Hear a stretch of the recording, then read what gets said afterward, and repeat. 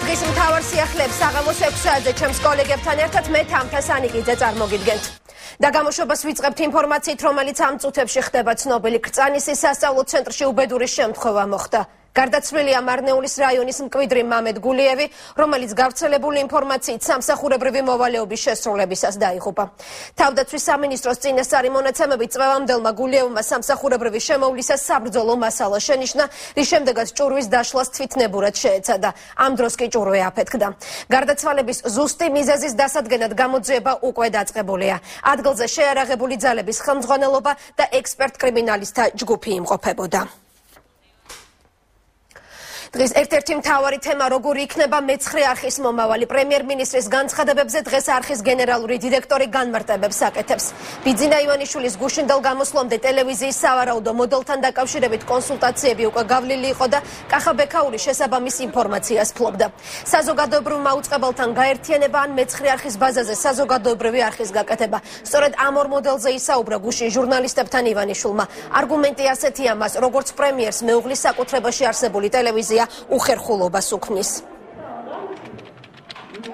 და ახლა ლანა ბერიძეს ჩავთავთ, რომელიც პირდაპირ ეთერში მეცხრე არხის გენერალური დირექტორის განცხადებებს გაგვაცნობს. ლანა, გისმენთ. საღამოშვიდობის თამთა, პრემიერ-მინისტრი ივანიშვილის განცხადებებმა როგორც მეცხრე არხთან დაკავშირებით, ასევე საზოგადოებრივ მაუწყებელთან დაკავშირებით გარკვეული კითხვის ნიშნები გააჩინა. არხის გენერალური დირექტორი კახა ბექაური, რომელიც გუშინ ვერ შეძლო განმარტებების გაკეთება, ვინაიდან ის იმყოფებოდა თელ დღის განმავლობაში შეხვედრაზე, დღეს ჩვენ შეკითხვებს უპასუხებს. ბატონ კახა, მოგესალმებით. ჩვენთვის ცნობილია, თქვენ გუშინდელ განცხადებებამდე გქონდათ კომუნიკაცია პრემიერთან. რა სავარაუდო მოდელებს განიხილავთ მეცხრე არხის მომავალთან დაკავშირებით და იქნებ განმარტოთ უფრო ზუსტად რას გულისხმობდა პრემიერი, როდესაც მეცხრე არხის შესაძლო გაერთიანებაზე საუბრობდა საზოგადოებრივ მაუწყებელთან. მოგესალმებით, მინდა გითხრათ, რომ ძალიან დიდი აჟიოტაჟი მოყვა ამას და ძალიან ბევრი გაუგებარი, ძალიან არაადეკვატურად იქნა აღქმული ბატონი ბიძინა ივანიშვილის განცხადება გუშინდელი. მე მინდა გითხრათ, რომ ჩვენ ამ თემაზე სულ ჯერტი ძალიან ახალია ამ იდეებზე და ამ ვერსიებზე საუბარი, ანუ დაწყებულია სულ რაღაც ერთი კვირა. მე მინდა ვთქვა, რომ ამას ინტერპრეტაციაც მიეცას სამოქალაქო საზოგადოებაში, რომ თითქოს მეცხრე არხმა ეს არ იცოდა. მე მინდა განმარტება გავაკეთო ერთი, რომ პირადად მე ეს ვიცოდი და იცოდა ძირითადმა ნაწილმა მეცხრე არხის თანამშრომლების, ყველა პროდიუსერმა, ყველა სტრუქტურის ხელმძღვანელმა, მე პირადად ვარ მათთან ნასაუბრები ამის შესახებ, დიდმა ნაწილმა ასევე ჟურნალისტების, მაგრამ საზოგადოება მიცის, რომ 450 ადამიანი მუშაობს მეცხრე არხზე, მათ შორის 100 მუშაობს რეგიონებში. ბუნებრივია ამ ერთი კვირის განმავლობაში, რაც ბატონ ბიძინასთან ერთად ამ ვარიანტების ვარიანტების ეს იდეების და ფიქრის ზონაზეა ჯერ და გუშინას თქვა ბატონო ბიძინამ, რომ გადაწყვეტილება არაა ჯერ ამაზე მიღებული, რა მოდელით იქნება, შეიძლება საერთოდ სხვა მოდელი იყოს, ხო, ბუნებრივია. ამაზე საუბრები დაიწყო და მეც და მეცხრე არხის თანამშრომლებიც ამაზე ვიზეც მოგახსენეთ უკვე საუბრობდით, მაგრამ ბუნებრივია ყველასთან მე ინდივიდუალური საუბარი ვერ მოვასწარი, იქიდან გამომდინარე, რომ დროის სიმცირე იყო, შეიძლება ამიტომაც თქვა დიდი ნაწილი რომელთა თანამშრომლებმა რომელმაც არ იცოდა, თქვა ეს ეთერიდან გაიგო. ეს იყო მისთვის სიურპრიზი და ეს აბსოლუტურად გასაგებია ჩემთვის. თუმცა ეს ანუ პროცესია და ბუნებრივია დალაგებადია და განმარტებითი სამუშაოები იქნება და ამის პრობლემა არ არსებობს, მაგრამ რაც შეეხება ვერსიებს და ვთქვათ საზოგადოებაში მოყოლილ აღქმას იმ განცხადებისა, რაც ბატონმა ბიძინამ თქვა. პრინციპში ამ მოდელებზე ჩვენ საუბრობთ, ეს მხოლოდ ფიქრის სტადიაშია ჯერჯერობით, თუმცა ფაქტი ერთია, რომ თავად კითხვის შინაარსში მდგომარეობდა აზრიდო, თქვათ ჟურნალისტმა, რომელმაც კითხვა დაუსვა, რომ დღეს უკვე პრემიერის რანგში უხერხულობას გზნობ თუ არა, რომ ტელევიზიას ფლობდა, პასუხიც შესაბამისად მოისმინა საზოგადოებამ როგორი იყო. ვერსია ის, რომ თქვათ დღეს პრემიერის რანგში ტელევიზიას არ უნდა ფლობდეს თუ პრობლემა თუ ასე შემდეგ, ეს ვერსია არსებობს და ბუნებრივია ამ ვერსიამ წარმოიშვა ფიქრი იმაზე, რომ რა ვარიანტები შეიძლება იქნას განხილული მეცხრე არხის მოდერნიზაციის და ვთქვათ მოდიფიკაციის, ხო? და ვთქვათ სხვა ფორმით ჩამოყალიბების და ბუნებრივია აქედან გაჩნდა ეს ვარიანტები და ეხლა ვარიანტების ჯერჯერობით პატარა პერიოდია გასული, ბუნებრივია ვარიანტების სიმრავლე შეიძლება მეტი იყოს ვიდრე დღეს არის, მაგრამ ესეც სასრულია, ხო? თქვათ იგივე დღეს ჩვენ კარგად ვიცით, რომ თუ არ უნდა ფლობდეს, როცა უკიჟინებენ ადამიანს, რომ არ უნდა ფლობდეს როგორც პრემიერი ტელევიზიას, შესაბამისად არსებობს რამდენიმე ვერსია, ან უნდა დაიხუროს, რომელიც ასევე თქვათ არასწორი.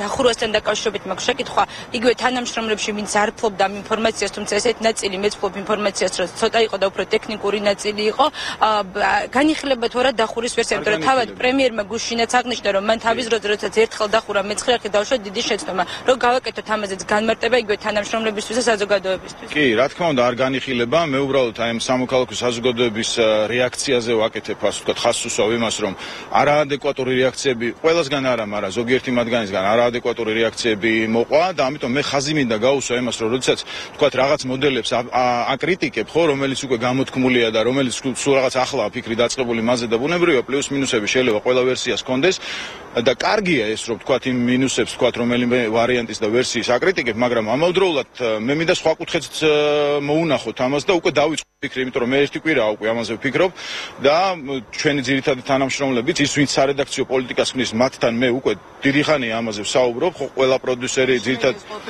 კი, ყველა ძირითადი ნაწილი ჟურნალისტების, ვისთანაც მე მოვახერხე უკვე ამ თემაზე პირადად საუბარი, ამიტომ ყველანი საქმის კურსში იყვნენ, ვინც მეცხრე არხის ჩემთან ერთად ვინც ჩემთან ერთად არხის სარედაქციო პოლიტიკას ხნის, ამიტომ დაუბრუნდა მინდა იმას, რომ ხაზი გაუსვა იმას, რომ სამოქალაქო საზოგადოებიდან როდესაც ეს რეაქცია, კარგია კრიტიკა ნებისმიერი მოდელის, მაგრამ სხვა კუთხითაც შეხედონ ამას და როცა ამბობენ, რომ არ უნდა ფლობდე ტელევიზიას, არ უნდა დაიხუროს და რა თქმა უნდა არ უნდა დაიხუროს, იმიტომ რომ ამას არც არავინ განიხილავს, მათ შორის ბატონი ბიზნა ივანიშვილი და არც სხვა ალბათ. ასევე მოდელი იყო, რომელიც გუშინ თქვა, რომ თქვათ შინაარსობრივად საზოგადოებრივი, ამასაც კრიტიკა მოყვა, ორი საზოგადოებრივი როგორ შეიძლება. ასევე მოდელი იყო გამოთქმული ვარიანტი, რომ თქვათ შერწყმა ინკორპორაცია საზოგადოებთან გაძლიერა, ამაზეც კრიტიკა იყო. ისევ გაგეწყოთ თუ შეიძლება შერწყმასთან დაკავშირებითაც მინდა გააკეთოთ განმარტება იგივე თანამშრომლებშიც მოყვა ამას გაუგებრობა და გარკვეული უკმაყოფილება, იმიტომ რომ თანამშრომლების დიდ ნაწილს არ აქვს სრული რომელიმე არხს შეერწყას. იყო გადმოცემის ამის პრობლემა, ან ვერ გაიგო საზოგადოებამ სწორედ რას გულისხმობდა ბიძინა ივანიშვილი და თავად თქვენ როგორ უყურებთ ამ ყველაფერს, რამდენად შესაძლებელია, რამდენად ჯდება სტანდარტში ის, რომ მოხდეს შერწყმა რომელიმე არხთან და მით უმეტეს საზოგადოებრივ მაუწყებელთან. გასაგებია ყველა ვერსიას, ყველა ვარიანტს, რომელიც თქვათ ბატონი ბიძინასგან იყო გუშინ გახმოვანებული და სხვა ვარიანტებიც, რომელიც შეიძლება არსებობდეს, ყველა შეიძლება ქონდეს მინუსი და ყველა შეიძლება ქონდეს პლუსი და ნებისმიერი ადამიანი სამოქალაქო საზოგადოებიდან იქნება, საზოგადოების წევრი იქნება, ეს თუ მეცხრე არხის თანამშრომელი იქნება, სხვადასხვანაირად შეიძლება აფასებდეს, ანუ იმ მინუსების სიმწვავეს, სიმძიმეს, მისაღებობას ან არ მისაღებობას, მაგრამ ამაში არ არის ჯერ საქმე, ჩვენ შემდგომში ვერ გავიხედავთ, იმიტომ რომ თავად ეს ვარიანტები გადაწყვეტილი არაფერი არ არის, ბეჭედი არავის არც ერთ ვარიანტზე არ დაუსვია. ამიტომ სანამ ჯერ ფიქრის სტადიაში ვართ იმაში, რომ რა არის ყველაზე საუკეთესო მოდელი, რომ როცა ადამიანს ეუბნებიან, რომ შენ არ უნდა ფლობდე, არ უნდა დაიხუროს, მეორე საზოგადოებრივი არ უნდა შექმნა, საზოგადოებებთან არ შეწყა. რა თქმა უნდა, თან მასაც უქმნის უხერხულობას, უპრიანი იქნება, როდესაც რაღაც უაზრო კრიტიკას რო არ დაემსგავსოს, ამ შემთხვევაში სამოქალაქო საზოგადოების მხრიდანაც გულისხმობ და ჩვენ მსჯელობებშიც გულისხმობ, ხო? უნდა ვიფიქროთ სხვა ვარიანტებზე, უკეთესი თუ რამ არსებობს, ხო? და იქნება ამ უკეთეს ვარიანტებს და ამ კუთხით წავიდეთ მსჯელობა და კი ბატონო, ისიც ის ვარიანტები შეიძლება რომ პლუსებიც, მინუსებიც ვაკრიტიკოთ კიდევაც, მაგრამ ამავდროულად ჩვენ არ უნდა დაგვავიწყდეს, რომ თუ რაღაცა სხვა მოდელი არ არსებობს, სხვა საუკეთესო მოდელი, ხო? რაღაც ამ ალტერნატივებიდან უნდა აირჩეს. თუ კი არის მოთხოვნა იმისა, რომ პრემიერი არ უნდა ფლობდეს და ისიც თავადაც უძნობს უხერხულობას და სამოქალაქო საზოგადოებაც ადასტურებს ამას, რომ ანუ უხერხულია, ვთქვათ, როგორც პრემიერის რანგში ტელევიზიის ფლობა. მაშინ რაღაცა ვერსიას და ამავდროულად არ უნდა დაიხუროს, ხო? მაშინ უპრიანია, რომ რაღაცა მოდელი, რაღაცა საუკეთესო ვარიანტი იქნას მოფიქრებული, როგორ გააგრძელოს მეცხრე არხმა ფუნქციონირება. ეს არის და ეს. გასაგებია, ძალიან დიდი მადლობა. არხის გენერალური დირექტორი კახა ბექაური საუბრობდა პირდაპირ ეთერში. თამთა უკვე ვცლად დღის მთავარ საინფორმაციო გამოშვებაში, ასევე მე შემოგთავაზებთ კახა ბექაურის ინტერვიუს, უკვე სხვა დეტალებზე. ამასთან ნახეთ, რა სავარაუდო ვერსიებს თავაზობს არხის მომავალთან დაკავშირებით სამოქალაქო სექტორი და მედია ექსპერტები ბიძინა ივანიშვილს. დაგველოდეთ მეცხრე არხზე 9 საათზე.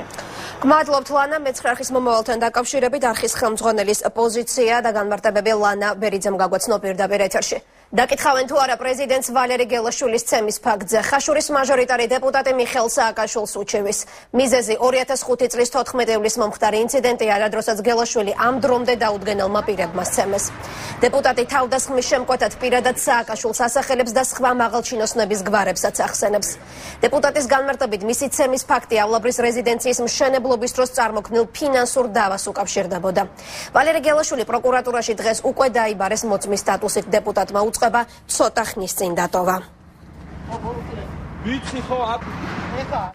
რა არგუმენტები აქვს გელაშვილს და რომელ მაღალჩინოსნებს ასახელებს თავდასხმის დამკვეთებად და მონაწილეებად, ახლა ჩვენ შეკითხვებს პირდაპირ ეთერში ვალერი გელაშვილი უპასუხებს. მოგესალმებით ბატონო ვალერი. პირველ რიგში რა მიზეზით დაგიბარეს დღეს პროკურატურაში? მოგესალმებით.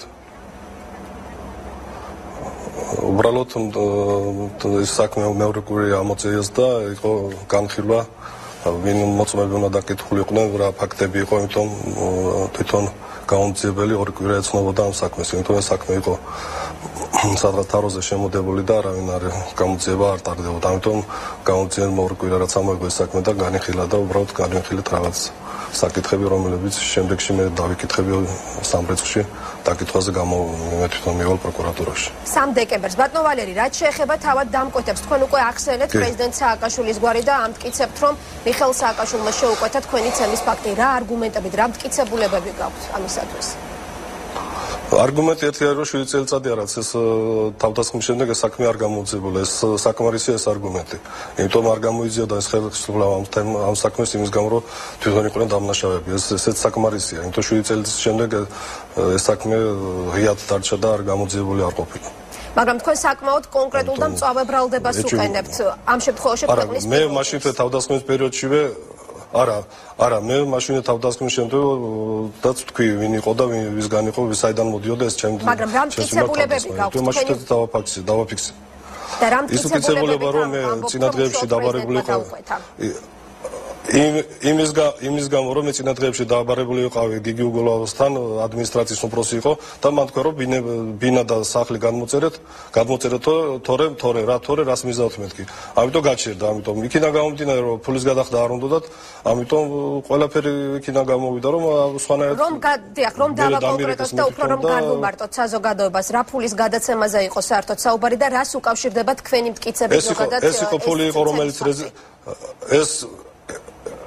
ეს ფული იყო რეზიდენციაში დახარჯული 4 მილიონი ლარი, რომელიც ჩემ კომპანიის მიმართ ქონათ პრეზიდენტის რეზიდენციას გადასახდელი და პირადი სახლის თანხა, რომელიც იმის თანხაც, რომელიც გადასახდელი იყო.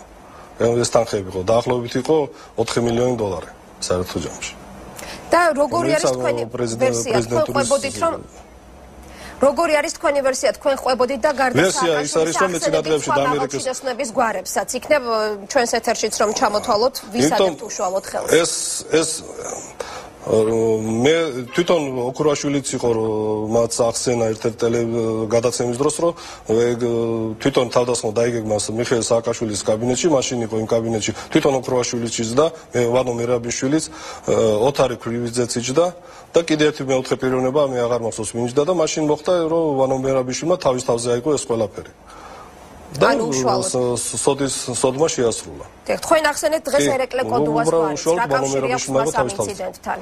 ერეკლე კოდუა იმ მომენტში, როდესაც მოხდა თავდასხმა, ერეკლე კოდუა იყო ელიავას ბაზრობასთან, იდგა მანქანაში და იჯდა და რაღაცას აკონტროლებდა. სადაც 200 მეტრაში კიდე თავდასხმა მოხდა. მაშინ რას აკეთებდა ერეკლე კოდუა იმ ტერიტორიაზე? იმ მომენტში, როცა სროლები და ესენი მოხდა. ამიტომ თავისთავად ცხადია, რომ იგი ოპერაციას აკონტროლებდა. როგორც ვიცი, თქვენ ასევე ითხოვთ მატერიალური ზარალის ანაზღაურებასაც.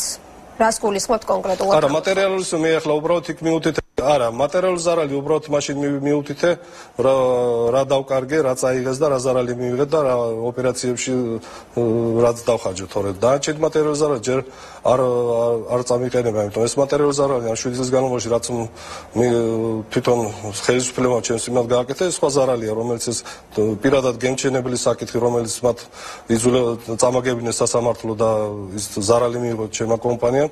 იყო სხვადასხვა სასამართლოები, რაც სახელმწიფო თვითონ მიხეილ სააკაშვილის დაკვეთით ჩემს მიმართ ყველა პროცესები წავაგე. ამიტომ იმას მე ჩამოთვლი და იქ სოლიდური თანხები იქნება იქ, რომელიც სახელმწიფომ ზარალი მიაყენა ჩემ ჩემ კომპანიებს. და ბოლოს ბატონო ვალერი, კონკრეტულად რომელი მაღალჩინოსნების დაკითხვას მოითხოვთ თქვენი ცემის ფაქტზე?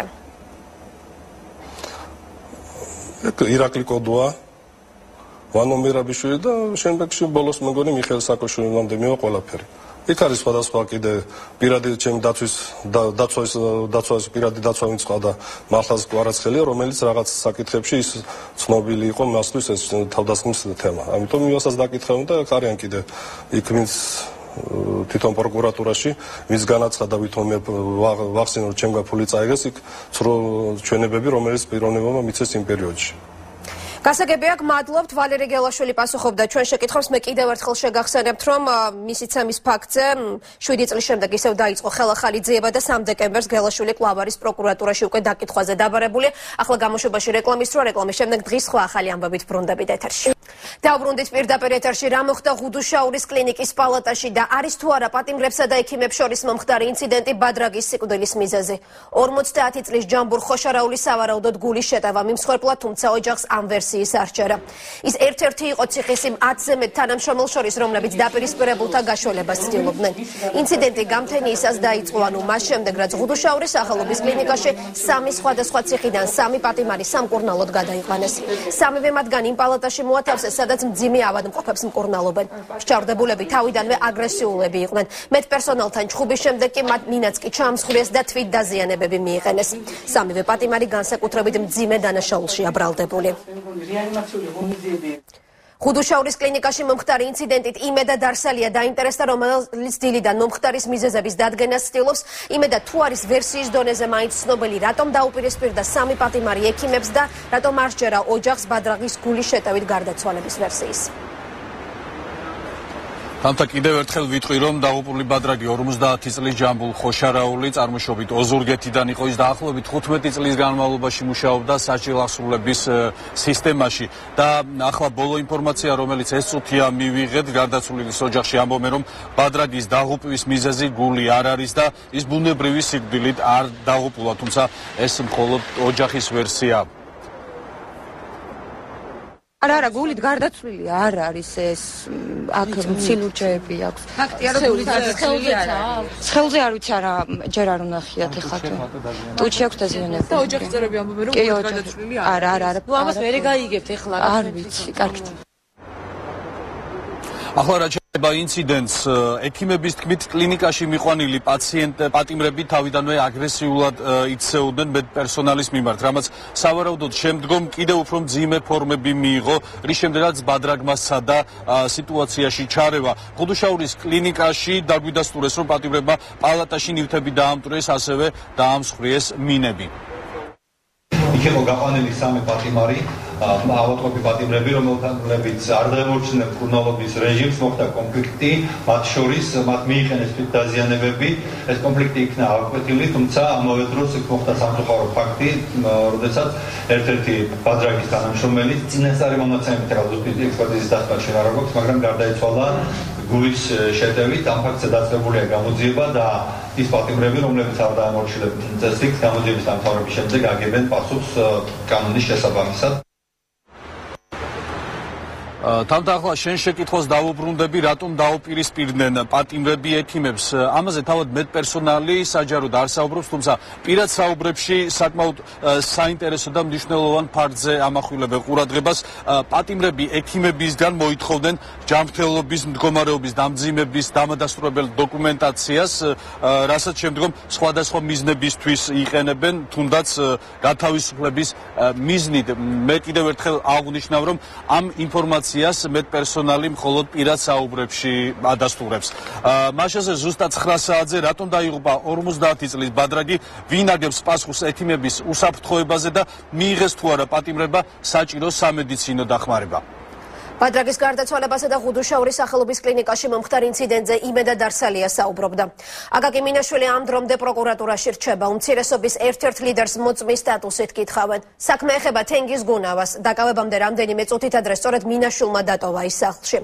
შინაგან საქმეთა სამინისტროს გენერალური ინსპექციის ყოფილი უფროსი ნარკოტიკებისა და იარაღის უკანონოდ შეძენა ტარებისთვის აიყვანეს. თუმცა დაცვის მხარე მტკიცებულებების გაყალბებაზე საუბრობს. ამავე სამტკიცებს დეპუტატი აკაკი მინაშვილიც, რომელიც ამბობს, რომ გუნავას იარაღი და ნარკოტიკული ნივთიერებები ჩაუდეს. გიორგი ფუტკარაძე ელოდება მინაშვილის გამოსვლას პროკურატურიდან. მას ახლა ჩვენ პირდაპირ ეთერში ჩავთავთ. გიორგი ხომარდატოვა უკვე მინაშვილმა უწყება. დიახთავთა აბდრობდე დაკითხვაზე იმყოფება აკაკი მინაშვილი ნაციონალური მოძრაობის წარმომადგენელი. ის მოწმის სახით იყო დაბარებული თენგიზ გუნავას საქმეზე, როგორც ცნობილია შინაგან საქმეთა სამინისტროს გენერალური ინსპექციის ხელმძღვანელი.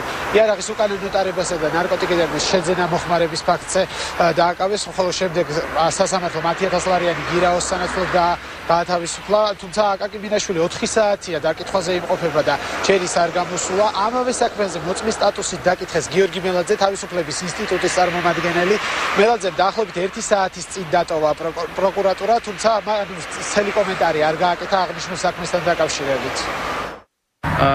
იმ ნაწილში, სადაც მე მქონდა გარკვეული ინფორმაცია, მოწმის სახით მივეცი ჩვენება.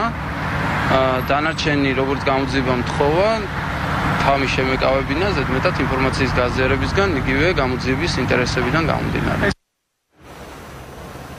უკვე 4 საათი გავიდა მას შემდეგ, რაც აკაკი მინაშვილი გენერალურ პროკურატურაში შევიდა, საკითხები დაუსვეს მას ჯერჯერობით ჩვენთვის ცნობილი არ არის და ჟურნალისტები მის გამოსვლას ელოდებიან. მადლობთ გიორგი. პროკურატურიდან გიორგი ფუტკარაძე გვერდებოდა პირდაპირ ეთერში. გიორგი ქელბაქიანი პატიმრობიდან გათავისუფლდება. სამშენებლო კომპანია NCC-ის გენერალურმა დირექტორმა გირაოს სახით 150,000 ლარი უნდა გადაიხადოს, თუმცა მის წინააღმდეგ ძიება ისევ გაგრძელდება. ქელბაქიანისგან განსხვავებით, საქალაქო სასამართლომ პატიმრობა შეუფარდა NCC-ის ფინანსურ ხელმძღვანელ არჩილ ჩოგოვაძეს, რომელიც ამ დროისთვის გლდანის საპყრობილეშია გადაყვანილი. ქელბაქიანი და ჩოგოვაძე უკანონო შემოსავლების ლეგალიზაციის ბრალდებით 3 დღის წინ დააკავეს, თუმცა ჩოგოვაძის შემთხვევაში პატიმრობის მიზეზი მოწმე გოჩა დარსაძის ჩვენება გახდა. აღმოჩნდა, რომ მშენებელმა დარსაძემ გამოძიების პირველ ეტაპზე არჩილ ჩოგოვაძის ზეწოლის შედეგად ცრუ ჩვენება მისცა. რა ხდებოდა დღეს ქელბაქიანი ჩოგოვაძის სასამართლო პროცესზე და რა ახალი მტკიცებულებები გამოაქვეყნა შინაგან საქმეთა სამინისტრომ? ნოდარ ჩაჩუაგი ამბობთ ვრცლად საღამოს 9-ზე.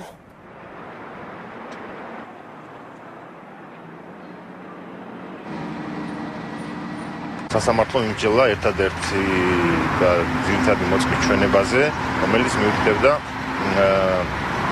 ჩოგოვაძის მხრიდან მასზე შესაძლო შეწოლის თაობაზე. გადახდას ვაპირებთ შეძლების დაგვარად როგორცაც მოახერხებთ. გამოძიებისთვის ცნობილია ყველა ხახლის მფლობელი, უფრო ცნობილია ეს ყველასთვის, ეს საჯარო ინფორმაცია, თქვენ შეგიძლიათ რეჩი მოიძიოთ ინფორმაცია. საკითხთან დაკავშირებით. უკანონო მოპოვებულ სახსრების ლეგალიზაცია შეიძლება ამაზე ადრეს მოგახსენეთ, სრული აბსურდია. ადამიანი საკუთარი კომპანიის, საკუთარი სახსრების განკარგულობენ გამოძიებასთან ამ კუთხით. დღემდე თანამშრომლობდნენ გამოძიებასთან, მათ მისცეს ჩვენებები და უბრალოდ თავს არ ცნობენ ცხადია დაუნაშავეთ, მაგრამ ჩვენებების მიცემის და დოკუმენტების წარდგენის გზით ორივე ბრალდებული დღემდე თანამშრომლობს გამოძიებასთან. პირველი 23 ნოემბერი 2003 წლის შემდეგ, რომელსაც ნაციონალები არ აღნიშნავენ. ვარდების რევოლუციიდან დღეს 9 წელი გავიდა, თუმცა საპარლამენტო არჩევნებში დამარცხებული გუნდი თარიღს პომპეზურ ღონისძიებებს არ უძღვნის. უმცირესობაში გადასული ნაციონალური მოძრაობა მიზეზებს არ აკონკრეტებს, თუმცა ცნობილია, რომ წლების განმავლობაში ღონისძიებები ბიუჯეტიდან ფინანსდებოდა, წელს კი ეს პრაქტიკა შეიცვალა. ერთადერთი აქცია, სადაც დღეს 9 წლის წინ განვითარებული მოვლენები გაიხსენეს, ვარდების მოედანზე მოეწყო. საზოგადოებრივი მოძრაობა სოსის მიერ Facebook-ით დაგეგმილ შეკრებაზე 30-მდე ადამიანი მივიდა.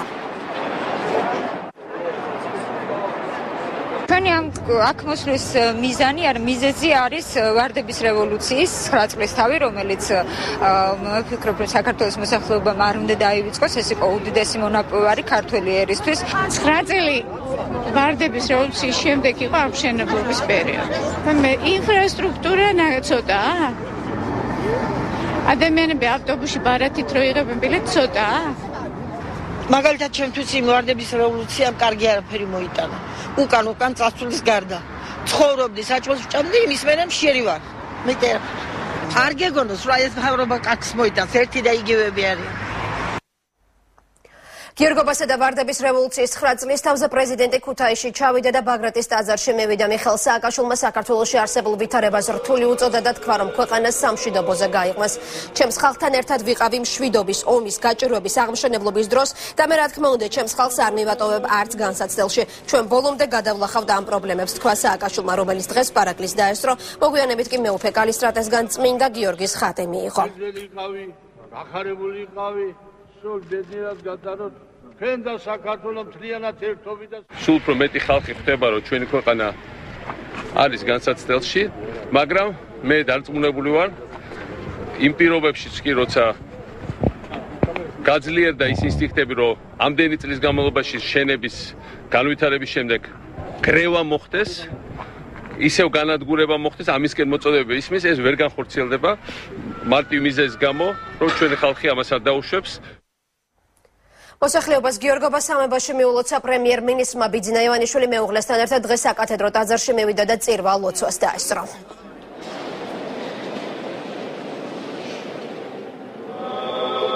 დასასრულოცა სრულიად საქართველოს წმინდა გიორგი როგორც იცით გამარჯვების სიმბოლოა და გამარჯვებას და სულ გამარჯვებით ელოც ჩვენს ქვეყანას. რა შანსები უნდა გამოიყენოს ხელისუფლებამ ტარიფების შესამცირებლად ბიძინა ივანიშვილის გუშინდელ განცხადებასა და ოპოზიციის კრიტიკულ რეაქციებს ექსპერტები ეხმაურებიან. დარგის სპეციალისტები ნაციონალებს ენერგოსისტემაში მოქმედი ორი მსხვილი ინვესტორის მიერ შეუსრულებელ პირობას ახსენებენ, რისთვისაც მოსახლეობამ 5 წლის განმავლობაში ასეულობით მილიონი ლარი წინასწარ გადაიხადა. საუბარია რუსული ინტერაოესისა და ჩეხური ენერგოპროს მიერ მსხვილი ჰიდროსადგურების მშენებლობაზე აღებულ ვალდებულებებზე, რისთვისაც ჯერ კიდევ 2007 წელს დენის ტარიფში სამთეთრიანი კომპონენტი დამატებით ჩადეს. უცხოურ ენერგოჰოლდინგებთან გაფორმებულ მემორანდუმებს ახალი ხელისუფლება უკვე სწავლობს. თუ ყველა ასეთი ხელშეკრულება გადაიხედება, არ არის გამორიცხული, რომ ტარიფში რეზერვი გაჩნდეს და შესაბამისად გადასახადიც მნიშვნელოვნად შემცირდეს. მარეგულირებული კომისია გამორიცხული იყო. მთავრობა თვითონ იღებდა გადაწყვეტილებას, მოეხდინა თუ არა მოეხდინა კორექტირება. აქედან გამომდინარე, აბსოლუტურად უკანონოა ესეც და შემდეგი ხელშეკრულებები, სადაც ვალდებულებას იღებდა საქართველოს მთავრობა, რომ არ მოახდენდა ტარიფის კორექტირებას. იმის გამო, რომ მომავალში რომელიღაც კომპანია აშენებდა ჰიდროსადგურს. ეს დაუშვებელია. თუ კი დამტკიცა რომ ის ინვესტიციო კომპანიები პროექტები რომ არ განხორციელდა, რაც მე ვთქვი, ხო? ამას დამტკიცება ჭირდება, რა თქმა უნდა, პასუხისმგებლობა მათი იქნება. ფოთის ახალ რაიონში ჩასახლებული დევნილები ხელისუფლებას თხოვნით მიმართავენ. აფხაზეთიდან იძულებით გადაადგილებულები ითხოვენ, რომ მთავრობა მათი სოციალური მდგომარეობა გაითვალისწინოს და ზამთრისთვის გათბობის საშუალებებით დაეხმარონ. დევნილები ამბობენ, რომ მძიმე სოციალური მდგომარეობის გამო უმრავლესობა გაზის გამათბობლების შეძენას ვერ ახერხებს. ელექტროენერგიით კი სიძვრის გამო ვერ თბებიან. ასე ხდებოდა შარშანაც, რის გამოც ბევრ მათგანს ჯანმრთელობას კი შეერყა. დევნილების ახალი რაიონი ფოთში 2011 წლის ოქტომბერში პრეზიდენტმა გახსნა. ევროკავშირის პროექტის 22 კორპუსი აშენდა, სადაც 1144 ოჯახია განთავსებული. სიცივე ძალიან მაწუხებს, არა გვაქვს არაფერი, რით გავითვობთ, ვერ გავიგე. რა ვქნათ? ისედაც არა გვაქვს პირობები, არ ყოფნის თანხა ძალიან პატარაა, ჩვენ რა ვიცი ორი ვართ, მაგრამ არ ყოფნის და მე სიცივეში კიდე რო ვკვდებით, რაღა ვქნათ, არ ვიცი, როგორ მოვიფიქროთ გათბობა. წელს ვერ გადავიტან, ჩვენ ასეთ სიცივეს კიდე. ნამდვილად ვერ გადავიტან და რამენაირად ვთხოვთ, რომ მოგვაქციონ ყურადღება, მოგვაქციონ.